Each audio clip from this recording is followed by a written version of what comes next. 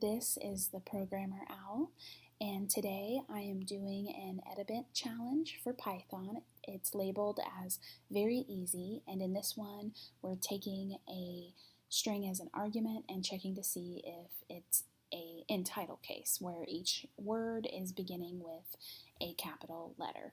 And the examples we see down here have every word begins with a capital letter, and so that's returned as true.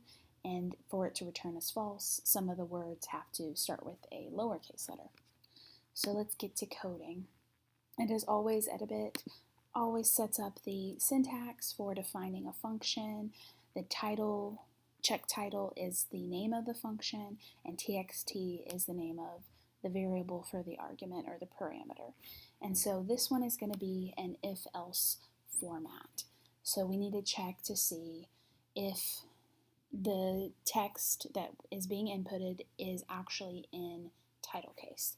So what I'm going to do is type if txt equals, and it can't just be one equal because one equal is assignment. Sometimes I forget that. You have to use two equals to make sure that it's the same, or they equal each other, or they mirror each other.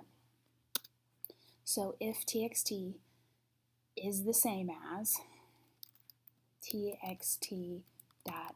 So you're going to use the title method to take the string, make it title case. And so if it's already in title case, then there's not going to be any difference. And so that way we'll know if they're the same. If you make it title case versus how it came originally, then it's true that it's already in title case. So put a colon at the end of that if statement and then write return true because they're the same.